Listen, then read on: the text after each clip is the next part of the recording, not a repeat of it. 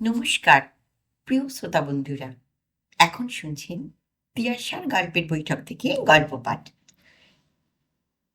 তিয়াশার গল্পের বৈঠকের আজকের নিবেদন যখন যেমন তখন তেমন। শুরু করছি আজকের গল্প পাঠ। যখন যেমন তখন তেমন। আগের থেকে ওদের স্থির ছিল যে এবারের মহরমের তাজিয়াটা ওরা খুব প্রকাণ্ড করে করবে। হয়েছেও তাই। অন্যবারের চেয়ে এবারের তাজিয়াটা অন্তত 6 গুণ বড় হয়েছে, আর উঁচু হয়েছে, প্রায় দোতলা বাড়ির সমান। তাজিয়াটা দেখে ওদের আনন্দ আর ধরে না। হ্যাঁ, একখানা তাজিয়ার মতো তাজিয়া বটে। এই অঞ্চলের আর কারোর তাজিয়াকে ওদের ছাড়িয়ে উঠতে হবে না, সে সম্বন্ধে ওরা নিঃসন্দেহ। কিন্তু একটা মুশকিল হলো, যে যে রাস্তা দিয়ে তাজিয়াটা যাবে তার দুপাশের কোনো কোনো গাছের শাখা প্রশাখার ওটার বাধা পাওয়ার আশঙ্কা রইল। এটা ওদের ধারণায় আসেনি, আজই প্রথম চোখে পড়ল হঠাৎ। তাই আজ মহরমের দিন সকাল থেকেই গাছে গাছে লোক লেগে গেছে ডালপালা ছাঁটার কাজে। এই নিয়ে আলোচনা চলছিল তর্কচঞ্চু ও ন্যায় বাগিসের মধ্যে। এবার মুসলমানদের তাজিয়াটা বড় হলো কেন জানো? হ্যাঁ, তর্কচঞ্চু, আমার জন্য। বিস্ময়াবিষ্ট তর্কচঞ্চু বলল, বলো কি হে ন্যায় বাগিস, তুমি তুমি তোমার? আহা, আমি কি ওদের কানে কানে বলতে যাচ্ছি আমার অভিশাপের জন্যই এটা হলো? তুমি অভিশাপ দিয়ে ওদের তাজিয়া বাড়িয়ে দিলে। সাপে বড় হয়ে গেল যে হে। হ্যাঁ, কি করলে? আহা, আমি কি তাজিয়াকে অভিশাপ দিতে গেছি নাকি? সেদিন তোমায় বললাম না, বড় রাস্তা দিয়ে যেতে একটা ক্ষুদ্র প্রশাখা এসে পড়ল আমার পৃষ্ঠদেশে। তোমাকে বলিনি কথাটা? এখনো সেই পৃষ্ঠদেশে বেদনা রয়েছে, জানো তো? বলেছিলে বটে, কিন্তু তার সঙ্গে তাজিয়া বৃদ্ধির সম্পর্ক তো খুঁজে পাচ্ছি না ভায়া। তৎক্ষণাৎ আমি পিঠে হাত বোলাতে বোলাতে বৃক্ষদের ব্রহ্মশপ দিলাম, বড্ড বেড়ে গেছিস তোরা, ভস্য হয়ে যা। বুঝলে হে তর্কচঞ্চু, এখনো প্রত্যহ কাঁচকলা দিয়ে হবিষ্যি অন্ন করি। আমার ব্রহ্মসাপ কি ব্যর্থ যাবে? হ্যাঁ, হুম। তর্কচঞ্চু ঘাড় নাড়তে নাড়তে বলল, ঠিক বুঝতে পারলাম না তো ভায়া। বড় রাস্তার গাছগুলো তো আজ প্রাতঃকালেও সজীবই দেখেছি, ভস্য হয়ে তো যায়নি। এইবার হবে সবুরে মেওয়া ফলে। সাপের বিষ ধরতে সময় লাগে, ব্রহ্মসাপের বেলায় কি অন্যথা হবে? কেন, দেখতে পাচ্ছ না আজ প্রত্যুষ হতেই বড় রাস্তার শাখা প্রশাখা সব কাটা পড়ছে? তাজিয়া যাবার জন্যই তো। সেই সব ছিন্ন শাখা প্রশাখা জমিদার বাড়ি চলে যাচ্ছে ইন্ধনের নিমিত্ত। একবার উনুনে ঢুকলে ভস্মসাৎ হতে আর কতক্ষণ হে? হ্যাঁ। তর্কচঞ্চু নিঃশ্বাস ফেলে বলল, ও, এতক্ষণে বুঝলাম ব্যাপারটা। তোমার ব্রহ্মসাপের ফল যে এত দূর গড়াবে আমি তো তা ভাবতে পারিনি। ন্যায়বাগীশ আস্ফালন করতে লাগলেন, ঠিক হয়েছে, চূড়ান্ত হয়েছে। আজকাল ব্রহ্মসাপ ফলে না যারা বলে, তারা এসে দেখুক। ওহ, এখনো আমার পৃষ্ঠদেশে বেদনা রয়েছে যে।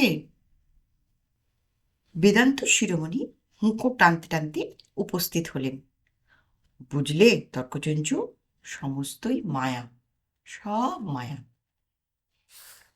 তর্কচঞ্চু বললেন, তবু একটু সতর্ক হয়ে টানাই ভালো। যেভাবে হুঁকোটাকে ধরেছ, যদি কলকের আগুন নলচে টপকে গায়ে এসে পড়ে, তখন সমস্তটা ঠিক মায়া বলে বোধ হলে চলবে না। গোটা পৃথিবীর সঙ্গে প্রায় সমান্তরাল হয়ে এসেছিল। বেদান্ত শিরোমণি ওকে রাইট অ্যাঙ্গেলে স্থাপন করে বললেন, যা বলেছ, হ্যাঁ, বিশেষত গায়ে না পড়ে যদি বস্ত্রে লাগে তবে তো 5 শিকের ধাক্কায় ফেলেছে। বস্ত্র কি আক্কারা হয় আজকালকার বাজারে, 2.5 মুদ্রা জোড়া। ঠিক বলেছ তুমি তর্কচঞ্চু, সাবধানের বিনাশ নাই। ন্যায়বাগীশ বলল, স্মৃতিরত্নকে তো দেখতে পাচ্ছি না, আজ সকাল থেকে কোথায় গেল সে? জঙ্গিপুর গ্রামটিকে ব্রাহ্মণ প্রধান বলাই উচিত, কেননা ব্রাহ্মণরাই এখানে প্রধান, অন্তত তাদের নিজেদের কাছে। হাঁড়ি, মুচি, ডোম, বাগদি প্রভৃতি অনুন্নত শ্রেণীর কয়েক ঘর হিন্দু থাকলেও তাদের সঙ্গে ব্রাহ্মণদের কোনো সম্পর্ক নেই, না অন্তরেও না বাহিরেও না। স্মৃতিরত্ন, তর্কচঞ্চু, ন্যায়বাগীশ, কাব্যতীর্থ আর বেদান্ত শিরোমণি, এই 5 ঘর চারিধারে মেলোচ্ছতা আর অস্পৃশ্যতার সমুদ্রের মোহনার 5টি বদ্বীপের মতো কোনো রকমে নিজেদের মাহাত্ম্য ও সুচিতা বাঁচিয়ে রেখেছেন এরা। মেলোচ্ছতার সমুদ্রই বলতে হবে, কেননা এর আশপাশ থেকে শুরু করে বহু দূর পর্যন্ত কেবল মুসলিমদেরই বসবাস, চারিধারেই তাদেরই বস্তি। জঙ্গিপুর নামের মধ্যেই তার পরিচয় রয়েছে। যখন পোলাও, কালিয়া আর মুরগি রান্নার সৌরভে সে আক্রমণ করে, তখন স্মৃতিরত্ন ঘন ঘন নাকে নস্য দিতে থাকেন। কাব্যতীর্থ ওর ফাঁকে এক আধটু ঘ্রাণে অর্ধভোজন করে নেন হয়তো। কেবল বেদান্ত শিরোমণি ঘন ঘন হুঁকো টানেন আর বলেন, হ্যাঁ, সব মায়া, সমস্তটাই মায়া। বলতে বলতে স্মৃতিরত্ন এসে উপস্থিত। তর্কচঞ্চু বলল, বহুকাল জীবিত থাকবে, এইমাত্র ন্যায়বাগীশ তোমার নাম উচ্চারণ করছিল। বেদান্ত শিরোমণি হুঁকোটা তর্কচঞ্চুর হাতে দিয়ে বললেন, বাঁচলে কি হবে, সমস্তই মায়া, ওর বাঁচাও যা, মরাও তাই। ন্যায়বাগীশ বলল, মরাটাকে ঠিক তাই বলতে পারি না, মরলে শ্রাদ্ধের একটা ভোজ পাওয়া যাবে, সেটাকে কি ঠিক মায়া বলা যায়? তুমি এই 7 সকালে কোথায় গেছিলে হে স্মৃতিরত্ন? আর বলো না, একটা জাতিচ্যুতির ব্যাপার। সবাই আগ্রহে ঘন হয়ে এলো। বলো কি হে, কার জাতিচ্যুতি হলো আবার? নতুন কূপটার? বুঝতে পারছো না? বাজারে নতুন ইদারাটার গো, মুচিরা বালতি ডুবিয়েছিল গো। কাব্যতীর্থ দূরে দাঁড়িয়ে দাঁতন করছিলেন, এইবার এগিয়ে এলেন। তার ডুবিয়েছিল অগ্নিকূপের জাত মারা গেল? এই দারুণ গ্রীষ্মের দ্বিপ্রহরে যা জল পিপাসা হয় তা কহতব্য নয়। আর মুচি বলে কি ক্ষুধা তৃষ্ণা নেই ওদের? হ্যাঁ, কোথায় যাবে বেচারারা, কও দেখি? স্মৃতিরত্ন হুঙ্কার দিয়ে উঠলেন, তুমি থামো কাব্যতীর্থ, কাব্যের অনুশাসনে সংসার চলে না, বুঝেছ? মনুসংহিতার বিধান মেনে চলতে হবে আমাদের। তোমাদের কি, হ্যাঁ, তোমাদের কি? কথাই বলে নিরঙ্কুশায় কবয়। ন্যায়বাগীশ বলল, তা তুমি কি বিধান দিলে স্মৃতিরত্ন? যা শাস্ত্রে আছে তাছাড়া আবার কি? প্রায়শ্চিত্ত বিধান দিলাম। বেদান্ত শিরোমণি বিস্ময়ে বললেন, ইঁদারার প্রায়শ্চিত্ত? সে আবার কি হে? কেউ কখনো শুনেছে নাকি তোমরা? ইঁদুরের প্রায়শ্চিত্ত হলেও না হয় বুঝতাম, তবে একটা কথা কিছুই বোঝার আবশ্যক করে না, সমস্তই মায়া কি না? স্মৃতিরত্ন বললেন, মাথা মুড়িয়ে ঘোল ঢালার নামই প্রায়শ্চিত্ত। কূপের বেলায় কি তার অন্যতা হবে? শান বাঁধানো মাথাটা চেঁচে ফেলা হলো। তারপর পঞ্চগব্য দিয়ে সমস্ত জায়গাটা ভালো করে মাজা হলো। তারপর কলসপূর্ণ ঘোল ঢেলে দেওয়া হলো কূপের মধ্যে। কাব্যতীর্থ দুঃখ প্রকাশ করলেন। আহা, পেটে গেলে কাজে দিত হে! এই দারুণ গ্রীষ্মে ঘোলের শরবত অতি উপাদেয় যে। ন্যায়বাগীশ বললেন, কিন্তু পাপ করল মুচিরা, প্রায়শ্চিত্ত কূপের, উদরপিণ্ডি বুদরখানে, এটা কিরকম ন্যায়সঙ্গত? স্মৃতিরত্ন বললেন, তারও ব্যবস্থা করেছি। আমি কি অত সহজে ছাড়বার পাত্র? জমিদার বাড়ি হয়েই আসছি। ভিটে মাটি উচ্ছেদ করে মুচিদের গাঁ থেকে তাড়িয়ে দেবার কথা বলে এলাম। একেবারে প্রায়শ্চিত্তের বাবা। কি বলো হে তর্কচঞ্চু? তর্কচঞ্চু মাথা নাড়তে লাগলেন। ভালো কাজ করনি হে। হারিজনরা সব হরিজন হচ্ছে আজকাল, একটু সতর্ক থাকতেই হবে। যদি বাগে পেয়ে গা থেকে চামড়া ছাড়িয়ে নেয়,